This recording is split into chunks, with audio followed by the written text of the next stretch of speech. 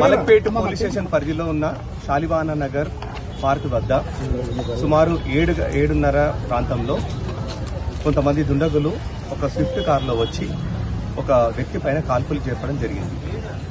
ఈ కాల్పులతో ఆ వ్యక్తి అక్కడక్కడే చనిపోయాడు. వివరాలు సేకరించగా ఆ వ్యక్తి కేతావత్ చందు నాయక్ అని 47 ఏళ్ల వ్యక్తి.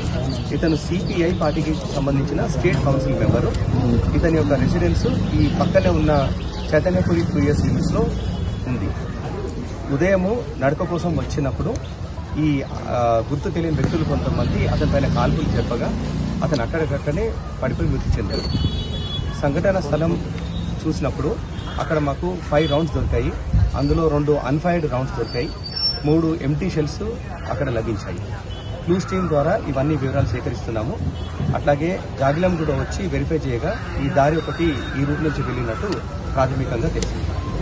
ఈ మృతుడి పైన ఒక మర్డర్ కేసు ఉంది. ఇది ఎల్బీ నగర్ పోలీస్ స్టేషన్కి సంబంధించినట్టు ప్రాథమికంగా తెలుస్తుంది. ఇది 2022లో జరిగిన మర్డర్ కేసులో ఇతను నిందితుడిగా ఉన్నాడు.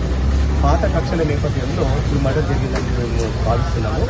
ఈ నిందితులు ఎవరు, ఎక్కడి నుంచి వచ్చారు, వారు ఉపయోగించిన వెపన్ కానీ వెహికల్స్ కానీ ఏంటనేది దర్యాప్తు కొనసాగుతున్నాయి. ప్రస్తుతం 10 టీంలను మేము ఫామ్ చేశాము.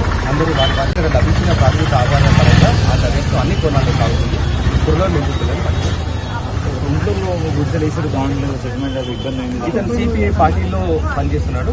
కొంత వాళ్ళు పొలిటికల్ యాక్టివిటీలో భాగంగా కొన్ని యాక్టివిటీస్ టేకప్ చేయడం జరిగింది.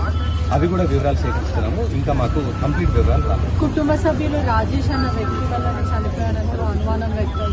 ప్రాథమికంగా కొంతమంది పేర్లు వస్తున్నాయి. ఇంకా అది వివరాలు సేకరించే క్రమంలో